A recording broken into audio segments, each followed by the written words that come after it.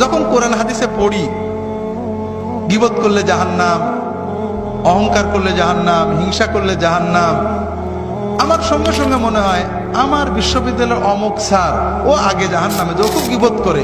অমুক পীর সাহেব ও আগে জাহান্নামে যাবে, ও খুব হিংসা করে। অমুক মাওলানা সাহেব ওর খুব লোভ, ও সবার আগে জাহান্নামে যাবে। কিন্তু আমি আব্দুল্লাহ জাহাঙ্গীর জাহান্নামে যাবো আমার একবার মনে হয় না। এটা একটা ভালো কোয়ালিটি না খারাপ কোয়ালিটি? এটা হলো ইমানের ক্যান্সার।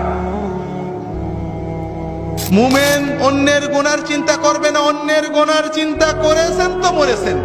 কার দাড়ি ছোট, কার বউ বেপরদা করে, কে খারাপ করেছে, এই চিন্তা শয়তান একবার আপনার ঢুকাতে পারলে অমুক দল খারাপ, অমুক পীরের মুরিদ খারাপ, অমুক লোক খারাপ, অমুক গ্রামবাসী খারাপ, অমুকের দাড়ি ছোট, অমুকের বউ বেপরদা, অমুক একদম ভালো না, এই চিন্তা একবার শয়তান ঢুকালে আর শয়তানের আর চাকরি থাকবে না, ও অন্য জায়গায় চলে যাবে, আপনার কাম শেষ।